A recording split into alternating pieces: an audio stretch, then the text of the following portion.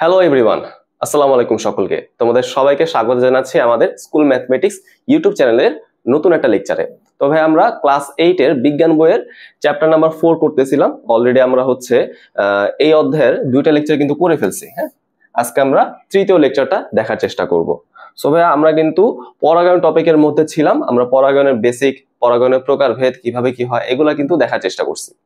আজকে আমরা পরাগায়নের মাধ্যম বা মিডিয়ামটা সম্পর্কে একটু পড়ার চেষ্টা করব। ওকে, আচ্ছা তো ভাই একটু বলো তো আমাদের পরাগায়ন টপিকটা আসলে আমরা কি আলোচনা করছিলাম বলো তো? পরাগায়ন বলতে আসলে কি বোঝায়? পরাগায়ন বলতে মেইনলি পরাগরেণুর ট্রান্সফারটাকে বোঝায়, তাই না? পরাগরেণুর ট্রান্সফারটাকে বোঝাবে। কোথা থেকে কোথায় ট্রান্সফার হয় বলো তো? এটা মেইনলি তোমার পরাগধানী থেকে, যেটা পুংস্তবকের একটা অংশ আমরা আলোচনা করে ফেলছি, পরাগধানী থেকে ট্রাভেলড হয়ে সেটা যাবে আমাদের ওই স্ত্রী স্তবকের গর্ভমুণ্ডে। ওকে, তাহলে বিষয়টা কি বুঝতে পারছি? তার মানে পরাগরেণু কি করতেছে, একটা স্তবক থেকে ঘুরে আরেকটা স্তবকে যাচ্ছে, তাই না? এখন এই ট্রান্সফারটা হওয়ার জন্য, এই স্থানান্তর হওয়ার জন্য নিশ্চয়ই কাউকে প্রয়োজন, তাই না? সেই আলটিমেটলি আমাদের মাধ্যম। ওকে, তোমরা কি কনসেপ্টটা বুঝতে পারছো? তাহলে আশা করি তোমরা এই জিনিসটা ধরতে পারলা। তাহলে একটু মাথায় রাখো তোমরা যে পরাগায়ন হওয়ার জন্য যাকে আমার দরকার, ওকে, পরাগায়ন হওয়ার জন্য যাকে আমার দরকার সেই তার মাধ্যম। তাহলে মাধ্যমে যদি আমি ডেফিনেশনটা বলতে চাই তাহলে কিরকম হবে দেখো। মাধ্যম বলতে আসলে কি বুঝি? যে বাহকের মাধ্যমে বা যে বাহক দ্বারা পরাগরেণু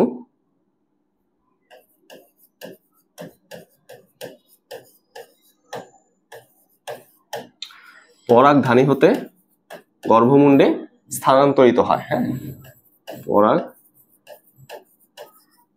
হতে গর্ভমুণ্ডে স্থানান্তরিত হয়।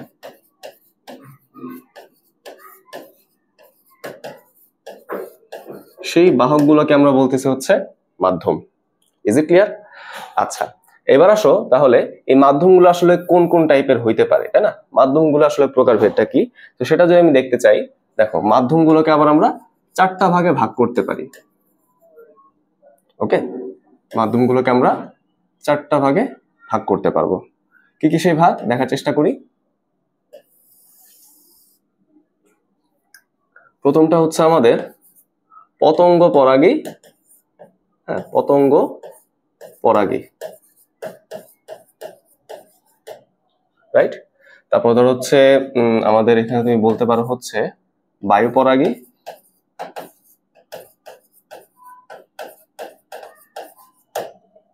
তারপরে এখানে আমি দেখতে পারবো পানি পরাগী।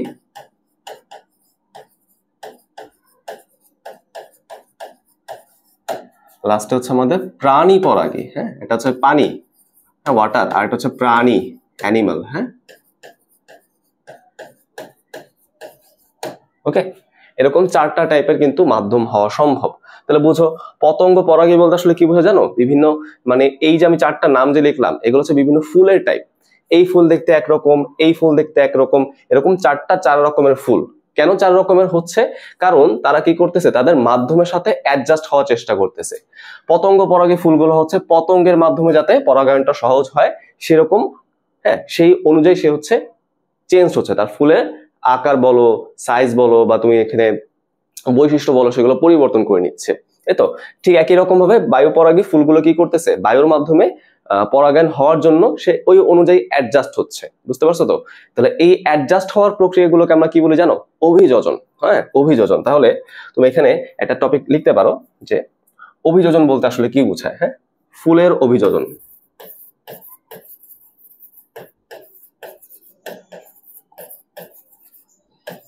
ফুলের অভিযোজন। আচ্ছা, তো মেইনলি ফুলের অভিযোজন মানে কি? ফুলের কিছু পজিটিভ চেঞ্জেস, ওকে, কিছু ভালো পরিবর্তন। যে পরিবর্তন তাকে কি হেল্প দিবে বলতো? মাধ্যমের সাহায্য দিবে। বুঝতে পারছো? তার মানে মাধ্যমের সাহায্য পাওয়ার জন্য কিন্তু ফুলের মধ্যে কিছু চেঞ্জেস আসে। ওকে, তাহলে তুমি বলতে পারো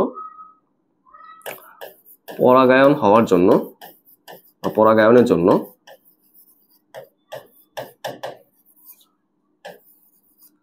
মাধ্যমের কাছ থেকে, মাধ্যম হতে সর্বাধিক সুবিধা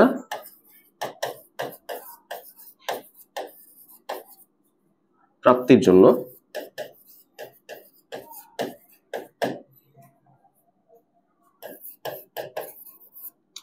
ফুলে যেসব পরিবর্তন হয়, হ্যাঁ, ফুলে যেসব পরিবর্তন হয়,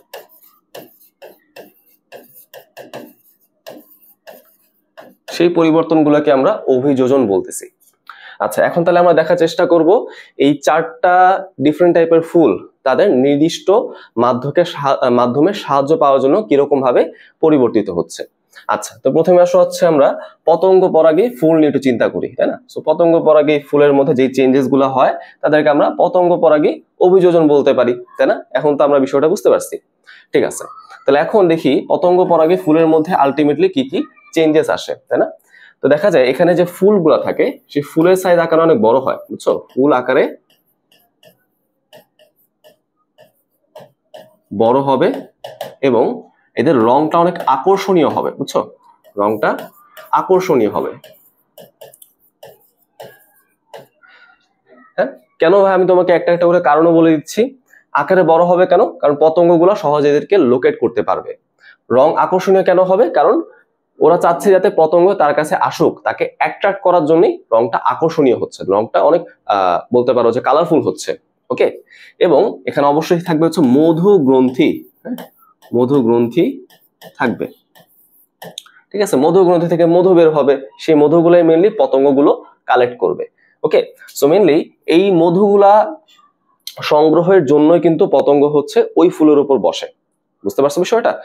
আচ্ছা, তারপর এখানে আমাদের পরাগধানী, পরাগধানী বা তুমি বলতে পারো পরাগধানী হচ্ছে ও গর্ভমুণ্ডের বৈশিষ্ট্য কিরকম হয় এটা আমরা দেখার চেষ্টা করি। চিন্তা করে দেখো, এখানে পরাগধানী এবং গর্ভমুণ্ড হবে হচ্ছে আঠালো, যাতে পরাগায়ন হয়ে পরাগধানীগুলো খুব সুন্দর করে গর্ভমুণ্ডে পতিত হয়, বুঝছো? গর্ভমুণ্ডে বসে থাকে। আচ্ছা, তারপর অবশ্যই এগুলো হচ্ছে সুগন্ধময় হবে, সুগন্ধময়। ওকে, যাতে এর খুব সহজে হচ্ছে পতঙ্গকে অ্যাট্রাক্ট করতে পারে।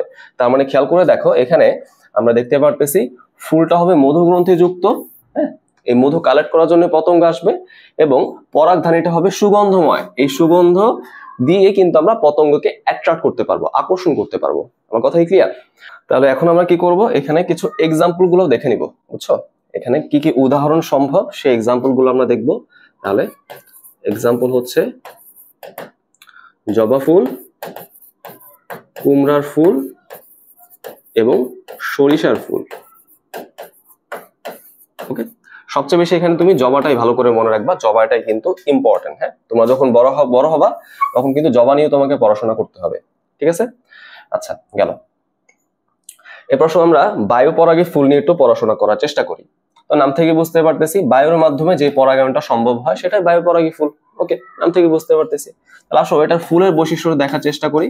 এখানে ফুলগুলা কিন্তু আকারে অত বেশি বড় হয় না, বুঝছো? তাহলে ফুলগুলা কি হবে, আকারে কিন্তু ছোট হবে, তাই তো? এখানে তো আমাকে পতঙ্গকে অ্যাট্রাক্ট করা কিছু নাই, আছে কি? নাই কিন্তু। ওকে, ছোট হবে এবং এটা কিন্তু আমাদের বর্ণও নাই, গন্ধও নাই এবং মধুও নাই। হ্যাঁ, বর্ণ নাই, গন্ধ নাই এবং মধু নাই। কারণ এগুলার প্রয়োজন কেন ছিল? পতঙ্গকে আকর্ষণ করার জন্যই তো এগুলোর প্রয়োজন ছিল। সেখানে যেহেতু আমাদের পতঙ্গ দিয়ে হচ্ছে না, সেগুলো আমাদের দরকারও নাই, তাই না? আমরা একটু বুঝে বুঝে করবো, হ্যাঁ, কনসেপ্ট ক্লিয়ার করবো আমরা। আচ্ছা, এবার আসো আমরা পরাগ রেণু, হ্যাঁ, পরাগ রেণু বা পরাগধানী তুমি বলো, সমস্যা নেই। পরাগ রেণুর মধ্যে আমি মেনলি কি কি বৈশিষ্ট্য দেখতে পারি? এই পরাগ রেণুগুলো হবে ওজনে অনেক হালকা, বুঝছো? ওকে, ওজনে অনেক হালকা হবে কারণ তাকে বাতাসের মধ্যে ভাসতে হবে, তাই না? তারপর দেখো এটা আকারেও কিন্তু অনেক ক্ষুদ্র হবে, ছোট হবে এবং সংখ্যায় তারা অসংখ্য হবে। ওকে, তাহলে আমরা এখানে 3টা বৈশিষ্ট্য পড়লাম। ওজনটা কিরকম হবে? হালকা। সাইজটা কিরকম হবে? ছোট, অনেক ছোট। আর সংখ্যাটা কিরকম হবে? অসংখ্য। ওকে, বিষয়টা বুঝতে পারলাম। আচ্ছা, এবার আসো আমাদের গর্ভমুণ্ডটা কিরকম হয়। গর্ভমুণ্ডটা হবে হচ্ছে আমাদের আঠালো। খেয়াল করে দেখো, এখানেও গর্ভমুণ্ড আঠালো হচ্ছে, এখানেও কিন্তু গর্ভমুণ্ড আঠালো হচ্ছে, মানে মিলে যেতে পারে, মিললে কিন্তু সমস্যা নাই, সব যে ডিফারেন্ট হবে এরকমও কিন্তু না। ওকে, আচ্ছা, এবং এটা কিন্তু পালকের মতো হয়, হ্যাঁ, পালকের মতো হয়, ফিলামেন্টাস, তাই না, মানে মসৃণ না, সোজা কথা হচ্ছে মসৃণ না। আচ্ছা, এবার আসে আমরা এক্সাম্পল দেখি, উদাহরণের মধ্যে কি আছে। একটা ফুলই আমি মনে রাখবো, আমাদের বই একটা ফুলের নামই আছে, সেটা হচ্ছে ধান। আচ্ছা, এবার আসো আমরা নেক্সটটা পড়ি, সেটা হচ্ছে পানি পরাগী ফুল। সো পানি পরাগী ফুলগুলো আসলে কিরকম বুঝতেই পারতেছি, যে ফুলগুলো হচ্ছে পানির মাধ্যমে পরাগায়ন করতেছে, রাইট। তার মানে এখানে ফুলগুলো কি হবে, অবশ্যই ছোট হবে, তাই না, পানিতে থাকতে হবে, তাকে ছোট হইতে হবে, এবং সেগুলো কিন্তু ওজনে অনেক কি হবে, হালকা হবে, তাই না। কেন হালকা হবে, কারণ তাকে কিন্তু পানিতে ভাসতে হবে, তাই তো। তার মানে যারা হচ্ছে পানিতে ভাসতে পারে,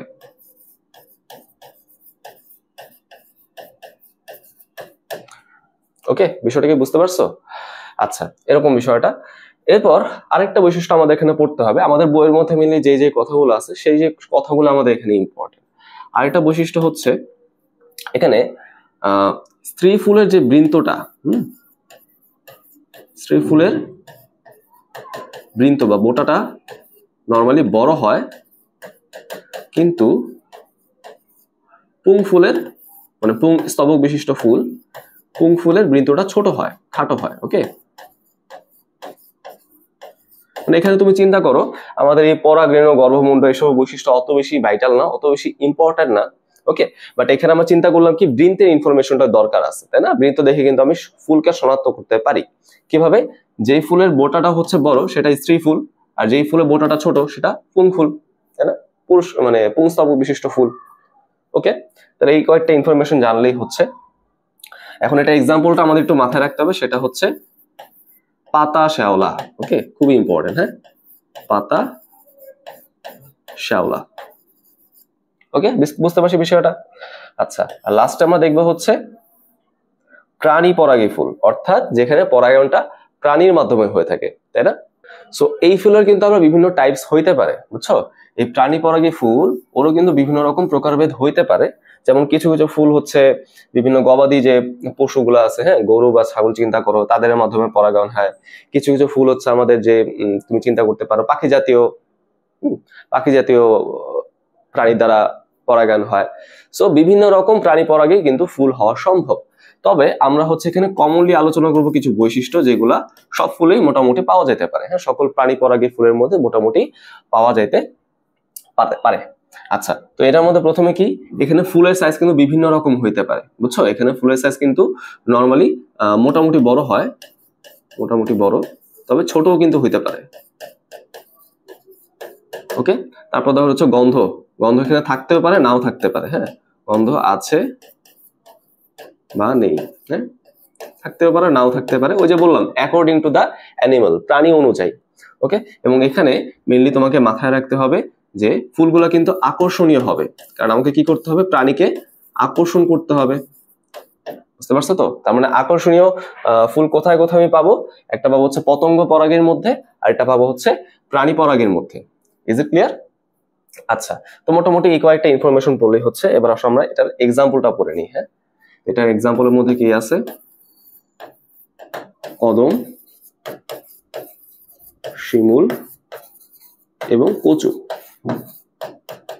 ওকে, তাহলে এখান থেকে আমরা এই বৈশিষ্ট্যগুলো পড়লাম, আমাদের বইয়ে যা আছে তাই এনাফ, এবং আমরা এক্সাম্পল গুলো কিন্তু পড়লাম, ঠিক আছে। আশা করি তোমরা এখান থেকে এখন প্রশ্ন আসলে অ্যান্সার করতে পারবা। ওকে, তো এরপর আমরা পরবর্তী টপিকের দিকে চলে যাই, সেটা হচ্ছে আমাদের নিষিক্তকরণ প্রক্রিয়া, ওকে, বা প্রসেস অফ ফার্টিলাইজেশন। তো প্রথম প্রশ্ন হচ্ছে ভাই, নিষেক বলতে আসলে কি বোঝায়, এটা তোমাকে আগে আমি একটু ডেফিনেশনটা লিখে দিই, তারপর তোমাদের এক্সপ্লেন করে দিই। যে প্রক্রিয়ায়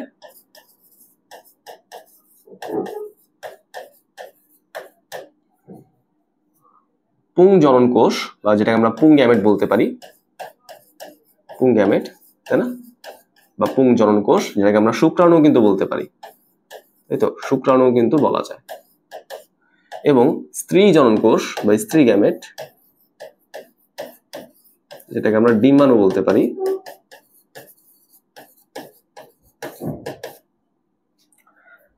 মিলিত হয়।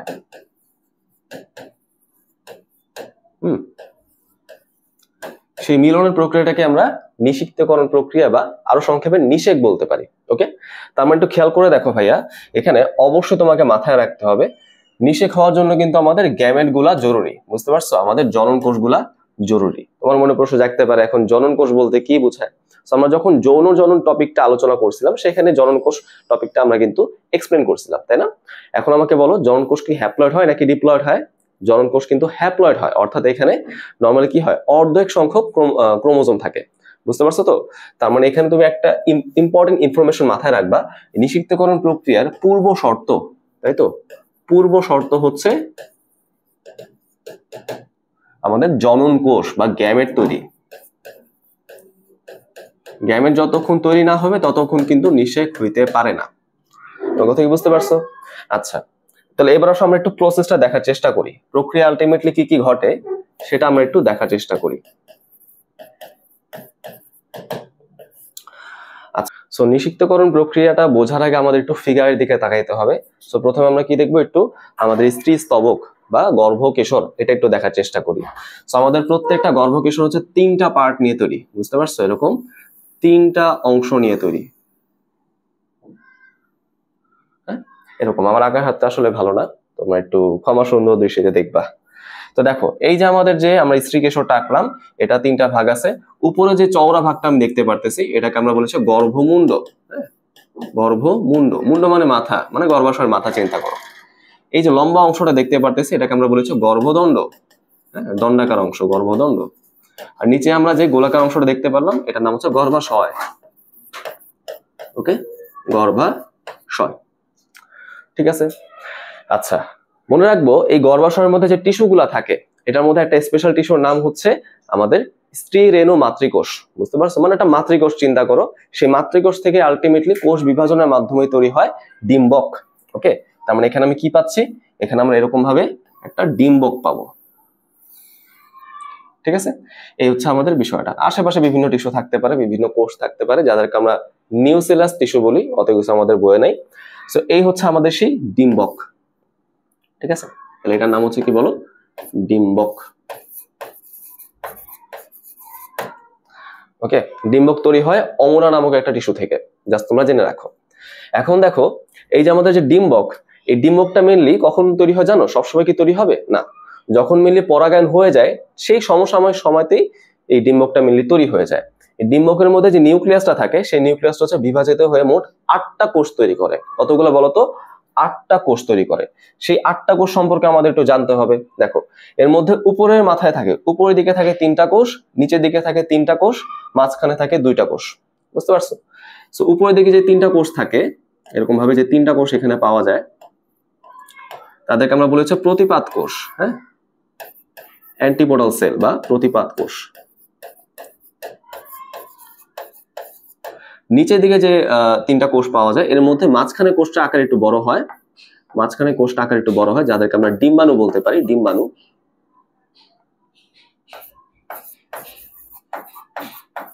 এবং ডিম্বাণুর দুই পাশে থাকে হচ্ছে 2টা কোষ যাদেরকে আমরা বলতে পারি সহকারী কোষ।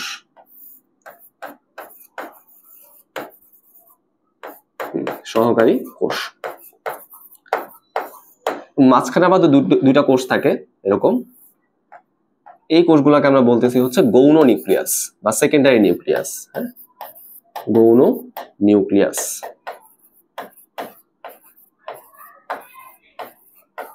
বা সেকেন্ডারি নিউক্লিয়াস তুমি বলতে পারো। সো এরকম 8টা কোষ নিয়ে এরকম ভাবে একটা স্পেশাল টাইপের টিস্যু তৈরি হচ্ছে যাকে আমরা কি বলতেছি বলতো, যাকে আমরা ডিম্বক বলতেছি, রাইট? আচ্ছা, সো খেয়াল করে দেখো ভাইয়া, ডিম্বকের মধ্যে যে 8টা কোষ তার মধ্যে একটা কোষ ভেরি ভেরি ইম্পর্টেন্ট। সেটা কোনটা? সেটা হচ্ছে যে মাঝে যে কোষটা আমি আঁকছি এই কোষটা আকার একটু বড় হয়, ডিম্বাণু। বুঝছো? ডিম্বাণু। হ্যাঁ, দেখো আমরা কিন্তু কি বলতেছিলাম, এখানে স্ত্রী গ্যামেট দরকার, সেই স্ত্রী গ্যামেটটা কিন্তু ডিম্বাণু। তার মানে আমি কি করলাম, গর্ভাশয়ের ভিতরে ডিম্বাণু তৈরি করলাম। এখন বলো শুক্রাণু কোত্থেকে পাওয়া যাবে? শুক্রাণু কি আমি এখানে তৈরি করছি? না, শুক্রাণু আলটিমেটলি আসবে হচ্ছে আমাদের পরাগধানী থেকে তৈরি হয়ে, পরাগধানী থেকে যে পরাগ রেণু তৈরি হয়, সেই পরাগ রেণুটা আলটিমেটলি বাহকের মাধ্যমের থ্রুতে এই গর্ভমুণ্ডে এসে পতিত হবে। এই প্রক্রিয়াটার নামই তো পরাগায়ন, তাই না? রাইট। সো পরাগায়ন কেন জরুরি বুঝতে পারছো তো? সেখানে আমাদের পরাগ রেণুটা আনা লাগবে, এই কাজের জন্য কিন্তু পরাগায়নটা জরুরি। সেরকম ভাবে আমাদের বিভিন্ন অনেকগুলা পরাগ রেণু কিন্তু একসাথে আসে।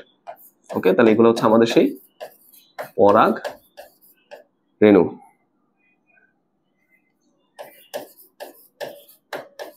আচ্ছা, সো পরাগ রেণু আসার পর এখানে কি হয় আমি তোমাকে গল্পগুলো আগে বলে নিই, তারপর আমি তোমাকে নোট ডাউন করে দিব। সো পরাগ রেণু আসার পর কি হয়, সে গর্ভমুণ্ডে থাকা যে রসালো পদার্থগুলো আছে, আমরা বলছিলাম কি এখানে মধু থাকে, তাই না? বিভিন্ন রসালো পদার্থ থাকে। এই রসালো পদার্থগুলো সে হচ্ছে শোষণ করে ফেলবে, শোষণ করে সে আকারে কিছুটা বড় হয়ে যাবে, হ্যাঁ, আকারে কিছুটা ফুলে যাবে, এবং সেই সাথে সাথে সে হচ্ছে এই নিচের দিকে একটা নলাকার অংশ তৈরি করবে, যাকে আমরা বলি হচ্ছে পরাগ নালী। পরাগ নালী বা পরাগ নালিকা বলা যেতে পারে। ওকে, তার মানে ধরো হচ্ছে আমি এখান থেকে তোমাকে মানে একসাথে অনেকগুলো নালিকা তৈরি হইতে পারে, বাট আমি তোমাকে একটা একে দেখাচ্ছি। এরকম ভাবে ধরো এই পরাগ রেণুটাই হচ্ছে আলটিমেট এরকম ভাবে লম্বা একটা নালিকা তৈরি করলো, বুঝছো? এরকম ভাবে লম্বা একটা নালিকা তৈরি করলো।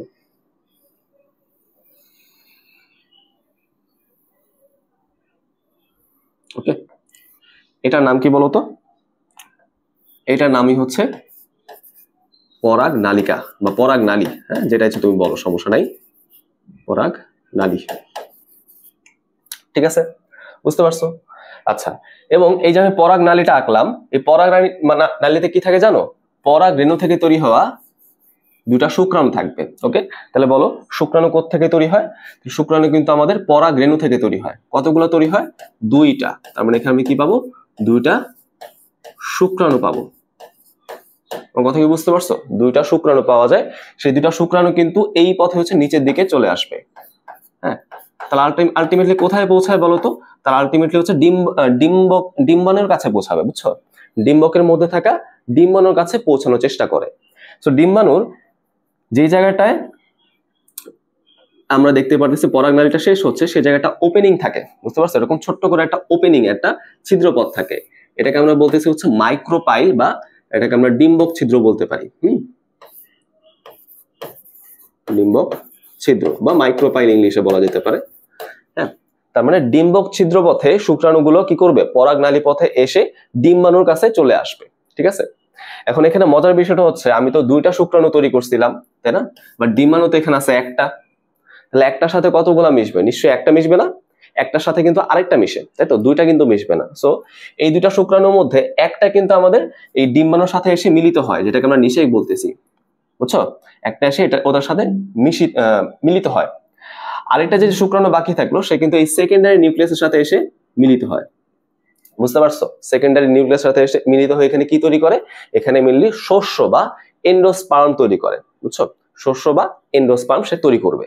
তাহলে এই হচ্ছে আমাদের সেই পুরো নিষেক প্রক্রিয়াটা, বুঝতে পারছো? আচ্ছা, তাহলে আমি তোমাকে একটু নোট ডাউন করে দেওয়ার চেষ্টা করি এখানে আমি কি কি বললাম। তো প্রথম কথাই কি, পরাগায়নের মাধ্যমে পরাগ রেণু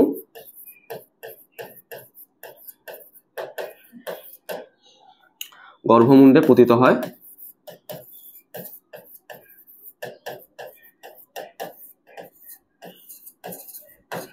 ওকে, গর্ভমুণ্ডে আসলো, তারপর কি হয়ে যায়? পরাগ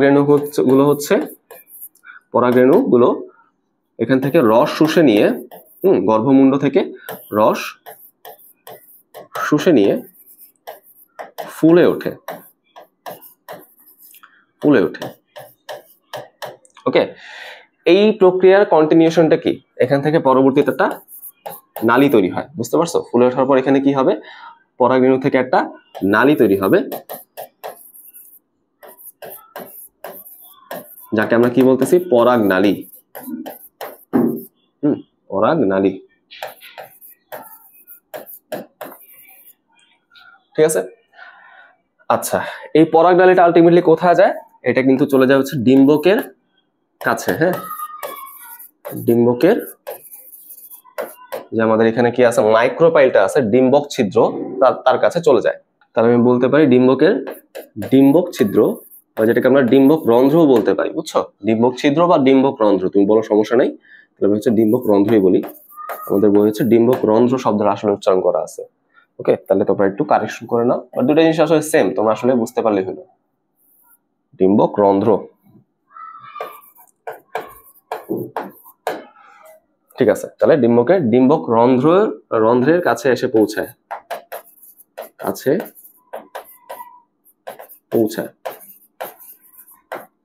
তারপর কি করবে, এই ডিম্বক রন্ধ্রপথে আমাদের এই পরাগ নালী থেকে যে শুক্রাণুগুলো তৈরি হলো সেগুলো এসে মিলিত হয়। ওকে, তাহলে এখানে আমি একটু সাইড নোট লিখে দিচ্ছি, এই পরাগ নালীতে অলরেডি হচ্ছে দুইটা শুক্রাণু তৈরি হয়। হ্যাঁ, নালীতে ইতোমধ্যেই মানে অলরেডি দুইটি শুক্রাণু তৈরি হয়েছে,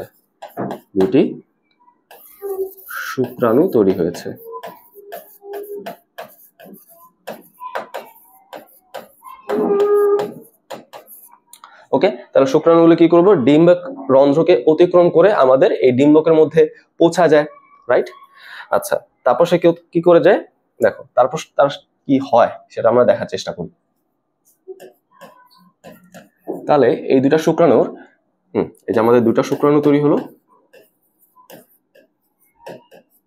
এই দুটা শুক্রাণুর একটা হচ্ছে ডিম্বকের সাথে মিলিত হয়,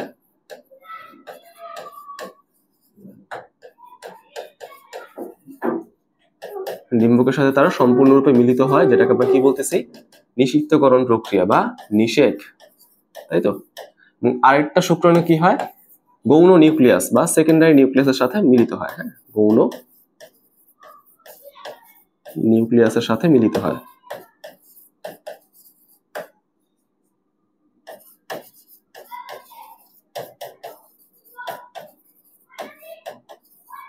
মিলিত হয়। আচ্ছা, সো খেয়াল করে দেখো, এই প্রসেসরের কিন্তু একটা নাম আছে, এটাকে কিন্তু আমরা দ্বিনিষেক বলতে পারি। হ্যাঁ, দ্বিনিষেক বলতে পারি, তোমরা একটু জেনে রাখো আর কি, তোমাদের বৈষম নাই আর কি, দ্বিনিষেক।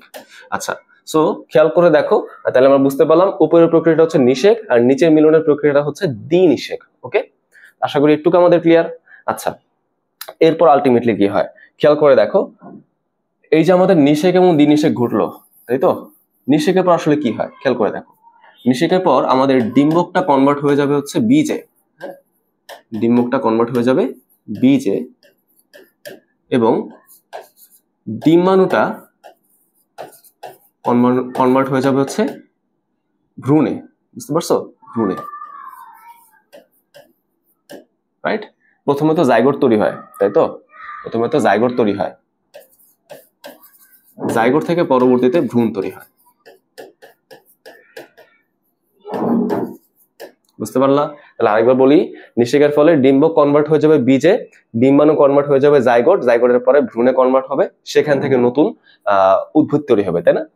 আর এখানে আরেকটা কথা মনে রাখি যে গর্ভাশয় কি পরিবর্তন হয়,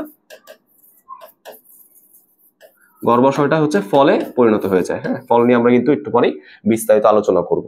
তাহলে খেয়াল করে দেখো, এখানে এই যে ছোট্ট সাদা কালারের কোষটা আমি দেখাচ্ছি না, লম্বা কোষটা, এটা কনভার্ট হয়ে যাবে জাইগোটে, তারপর এই পুরো সবুজ থলিটা কনভার্ট হয়ে যাবে বীজে, এবং এই বড় সাদা অংশটা কনভার্ট হয়ে যাবে হচ্ছে ফলে।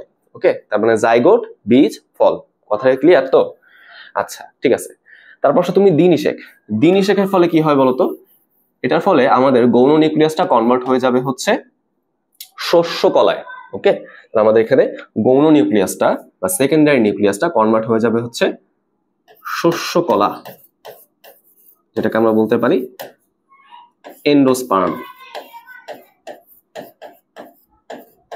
ওকে, আচ্ছা, এখানে একটু ভালো করে একটা কথা মাথায় রাখবা, সেটা হচ্ছে ভাইয়া, শস্য তালিবস্য দিয়ে যেটা আমি লিখবো সেটা এক জিনিস, এবং এই শস্য দন্তস্ব দিয়ে যেটা আমি লিখবো, হ্যাঁ, এটা কিন্তু ভিন্ন জিনিস। এই শস্য মানে হচ্ছে ক্রপ। হ্যাঁ, ক্রপ, এই তো, শস্য দানা যেটাকে আমরা খাই, তাই না? যেমন ধরো আমরা চাল যে খাই, এটা কিন্তু ধানের একটা শস্য দানা। আর এই শস্য মানে কিন্তু আমরা অলরেডি দেখছি এন্ডোস্পার্ম। বুঝছো, এই এন্ডোস্পার্ম কিন্তু বেশিরভাগ উদ্ভিদে পরবর্তীতে নষ্ট হয়ে যায়, এটা কিন্তু আমরা পরে আর দেখতে পারি না। ওকে, আমরা মনে করি কি এটা সেম জিনিস, বাট না, এই দুটা কিন্তু ভিন্ন জিনিস, তোমাকে একটু মাথায় রাখতে হবে। ওকে, তাহলে আমরা বুঝতে পারলাম আশা করি বিষয়গুলা, ঠিক আছে। তো চলো এখান থেকে আমরা একটু সামনের দিকে যাই, পরবর্তী টপিকে যাই। তো এরপর আমরা পড়বো হচ্ছে মেইনলি ফল নিয়ে। ওকে, আমরা দেখতেছিলাম কি গর্ভাশয়টা কিন্তু আমাদের কিসে কনভার্ট হচ্ছে, ফলে কনভার্ট হচ্ছে। রাইট? এই ফলটা নিয়ে এখন আমরা একটু পড়াশোনা করার চেষ্টা করব। ওকে, তাহলে আসলে একটু ফলের ডেফিনেশনটা দেখি ভাই। ফল বলতে কি বুঝায়? ফল হচ্ছে নিষেকের পর বা নিষিক্তকরণের পরে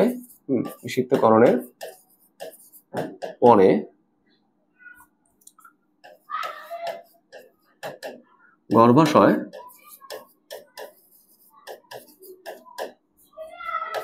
যে গঠনে রূপান্তরিত হয়, হ্যাঁ, যে গঠনে রূপান্তরিত হয়, মানে যে জিনিসটা রূপান্তরিত হয়ে যাবে,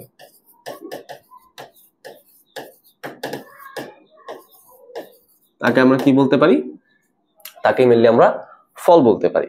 আচ্ছা, এখান থেকে আমাদের আরো দুইটা গুরুত্বপূর্ণ ইনফরমেশন মাথায় রাখতে হবে। সেটা হচ্ছে এই যে গর্ভাশয়, তাই না? গর্ভাশয়ের মধ্যে কি হচ্ছে? গঠনের আমাদের রূপান্তর হচ্ছে, তাই না? গর্ভাশয় হচ্ছে ফলে কনভার্ট হয়ে যাচ্ছে। এখন তোমার মনে প্রশ্ন রাখতে পারে, গর্ভাশয় কি ভাই এককভাবে একা একা কি কনভার্ট হইতে পারে? উত্তর হচ্ছে হ্যাঁ আবার না। ওকে, তার মানে এখানে দুইটা টাইপ সম্ভব। সে একাকেও কিন্তু কনভার্ট হয়ে যেতে পারে, শুধুমাত্র গর্ভাশয় থেকে ফুল তৈরি হতে পারে, অথবা ফুলের অন্য কোনো অংশের সাথে মিলিত হয়ে কিন্তু সে ফল তৈরি করতে পারে। ওকে, আমরা টাইপসের মধ্যে জিনিসটা আবার ক্লিয়ার করব। তাহলে এটা আমরা প্রথম কথা বুঝলাম। হ্যাঁ, এরপর আসো, কেন ভাই গর্ভাশয় হচ্ছে ফলে রূপান্তরিত হবে? কারণ হচ্ছে নিষিক্তকরণ প্রক্রিয়ার পরে গর্ভাশয়ের মধ্যে একটা বিশেষ টাইপের উদ্দীপনা তৈরি হয়। হ্যাঁ, একটা বিশেষ টাইপের উদ্দীপনা তৈরি হবে। এই উদ্দীপনার কারণে সে কিন্তু ফলে রূপান্তরিত হয়। ঠিক আছে, তা আশা করি ভাই আমরা এই ডেফিনেশনটা বুঝতে পারলাম। এবার আসো আমরা একটু প্রকারভেদ দেখি। আমরা হচ্ছে এখন ফলের কিছু টাইপস দেখব। তো প্রথম টাইপসটা কিরকম হইতে পারে দেখো তো, আমরা ডেফিনেশন থেকে বুঝতেছি আলটিমেটলি গর্ভাশয়টা কিভাবে ফল তৈরি করবে তার উপর ভিত্তি করে আমরা ফলকে দুই ভাগে ভাগ করতেছি। যদি গর্ভাশয় একক অবস্থায় শুধু গর্ভাশয়ই ফল তৈরি করে থাকে, সেটাকে আমরা বলি হচ্ছে প্রকৃত ফল। ওকে, সেটাকে আমরা কি বলবো বলতো? প্রকৃত ফল। প্রকৃত ফলে হচ্ছে গর্ভাশয় এককভাবে ফল তৈরি করে, হ্যাঁ, এককভাবে ফল সৃষ্টি করে। ঠিক আছে, বুঝতে পারছি তো? আচ্ছা, এখন এটা এক্সাম্পল কি হইতে পারে? এক্সাম্পল গুলো কিন্তু আমরা পড়ে রাখি। প্রকৃত ফলের এক্সাম্পলটা হচ্ছে আম হইতে পারে, কাঁঠালও কিন্তু হইতে পারে, আম কাঁঠাল। ওকে, আচ্ছা, এবার সে যদি অন্য কোনো অংশের সাথে মিলিত হয়ে ফল তৈরি করে, সেটাকে আমরা বলি হচ্ছে অপ্রকৃত ফল।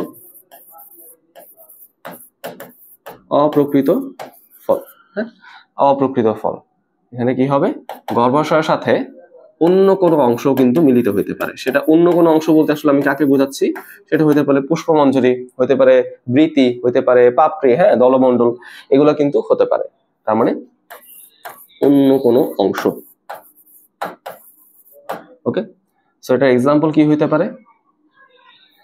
এক্সাম্পল হচ্ছে আপেল হইতে পারে, অথবা ধরো চালতা হইতে পারে।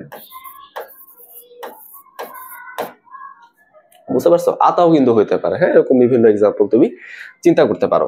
তো ভাই এখানে মেইনলি ফলটা কিভাবে তৈরি হয় তার উপর ভিত্তি করে আমি ভাগ করার চেষ্টা করলাম, তাই না? এখন দেখো, ফলের কিন্তু আমাদের আরো কিছু ক্লাসিফিকেশন সম্ভব, আরো কিন্তু আমরা কিছু টাইপস দেখতে পারি। সেটা হচ্ছে যে সংগঠনের উপর ভিত্তি করে, তাই না? এটা হচ্ছে আসলে কিভাবে সংগঠিত তার উপর ভিত্তি করে কিন্তু আমরা ফলকে বিভিন্ন ভাগে ভাগ করতে পারি।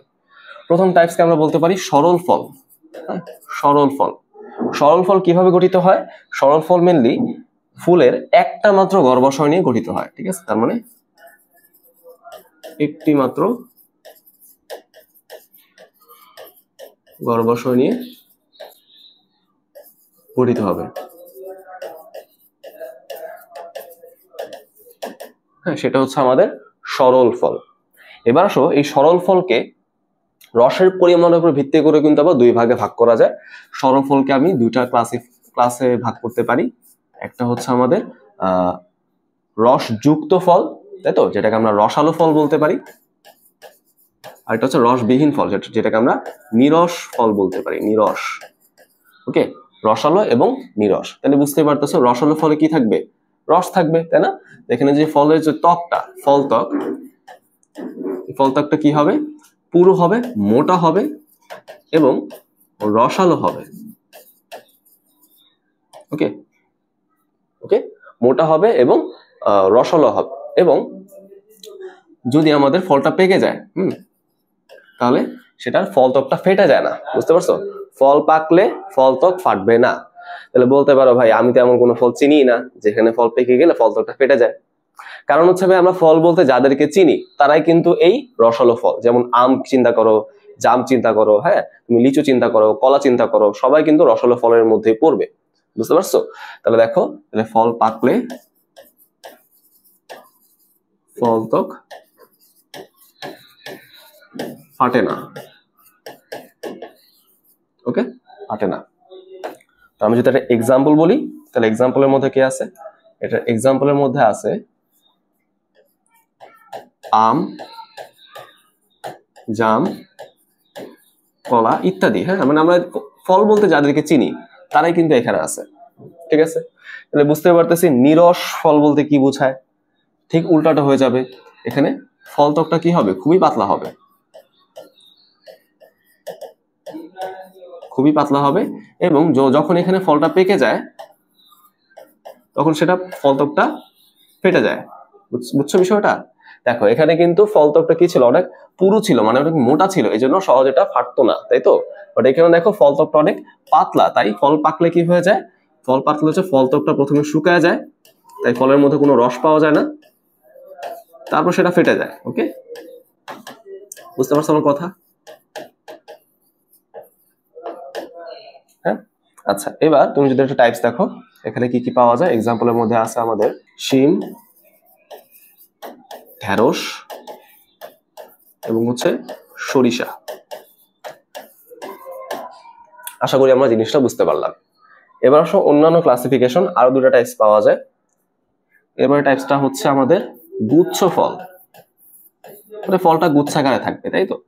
সো এই ফলটা কিন্তু গর্ভাশয় থেকে তৈরি হয়, বাট এখানে অনেকগুলা গর্ভাশয় থাকবে, অনেকগুলা গর্ভাশয়ের প্রত্যেকটা হচ্ছে এক একটা ছোট ছোট ফলে কনভার্ট হয়ে যাবে, ঠিক আছে? সো অনেকগুলো গর্ভাশয়,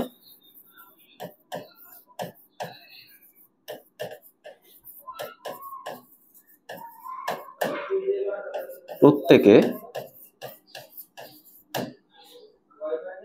ফলে পরিণত হয়, হ্যাঁ ফলে পরিণত হয়। এবং এখানে অবশ্যই আমাদের মাথায় রাখতে হবে এই ফলগুলো কিভাবে থাকে? গুচ্ছাকারে থাকবে। ওকে, এই ফলগুলো হচ্ছে একটি বোটার উপর, বোটা মানে বৃন্ত, ওকে, বোটার উপর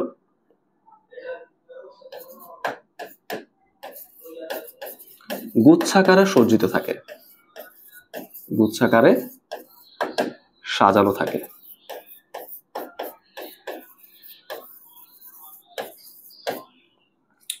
বুঝতে পারলাম বিষয়টা? তার মানে এটা হচ্ছে তুমি গুচ্ছ চিন্তা করতেছো, ফলটা কি থাকবে? একসাথে অনেকগুলা একটা ক্লাস্টার তৈরি করবে, কম্বিনেশন তৈরি করবে। আচ্ছা এখন এটার এক্সাম্পল কি হইতে পারে চিন্তা করো তো। গুচ্ছ ফলের এক্সাম্পল হচ্ছে চম্পা, নয়নতারা, আকন্দ, আতা এবং শরীফা। শরীফ থেকে শরীফা নাকি, এরকম বিষয়টা। তো এখানে হয়তো আমরা সবগুলা ফল দেখি নাই, তবে আমরা কিন্তু আতা সম্পর্কে জানি, তাই তো? আতা হয়তো আমরা দেখে আসছি, তাই না? আতা ফল কি তোমরা খাইছো না? আচ্ছা, তাহলে আতা ফলের তুমি যদি সেকশন গুলা দেখো, ভেতরে দেখবা অনেকগুলা ছোট ছোট বীজ তৈরি হয়, এবং আতা ফলটা হচ্ছে লম্বা একটা দণ্ডের সাথে লাগানো অবস্থায় থাকে। সো আতাটা তোমরা যদি খেয়ে থাকো তাহলে আসলে ভালো করে রিলেট করতে পারবা। ওকে, আচ্ছা এখন আসলে লাস্টের টাইপ, সেটা হচ্ছে আমাদের যৌগিক ফল। ওকে, যৌগিক ফল আমরা দেখতেছিলাম এতক্ষণ যে সরল ফল হোক, গুচ্ছ ফল হোক, সব জায়গায় কি হচ্ছে? গর্ভাশয় থেকে আমাদের ফল তৈরি হচ্ছে। বাট যৌগিক ফলে কি হবে? এখানে শুধুমাত্র গর্ভাশয় না, বরঞ্চ আমাদের ফুলটা যে মঞ্জরি দণ্ডের উপর সাজানো ছিল, পুরো মঞ্জরি দণ্ডটা হচ্ছে ফলে কনভার্ট হয়ে যাবে। হ্যাঁ, তাহলে এখানে কি হবে? পুরো মঞ্জরি দণ্ড, হ্যাঁ মঞ্জরি দণ্ডটা বলে মঞ্জরি দণ্ড এবং তার শাখা প্রশাখা, মানে মঞ্জরি পত্র বলা উচিত। এই পুরো মঞ্জরি পত্র ফলে পরিণত হয়ে যায়। ওকে, আচ্ছা এখন এটার এক্সাম্পল কি হইতে পারে? এটার উদাহরণ হচ্ছে কাঁঠাল এবং আনারস। এটা মনে রাখা মনে হয় একটু ইজি, তাই তো? কিভাবে ইজি ভাই? কাঁঠালের যে স্কিনটা সেটা অনেক কাটা কাটা হয়, আনারসের স্কিনটাও কিন্তু অনেক কাটা কাটা হয়। সো কাটা কাটা হইলেই কিন্তু যৌগিক ফল। হ্যাঁ, এভাবে কিন্তু তোমরা চাইলে মনে রাখতে পারো। সো আমাদের লেকচারটা আজকে এই পর্যন্ত রাখলাম। ইনশাআল্লাহ আমরা বাকি টপিকটা লেকচার নাম্বার 4 এ পড়ার মাধ্যমে এই চ্যাপ্টারটাকে শেষ করব। ততদিন সবাই ভালো থাকো। আসসালামু আলাইকুম।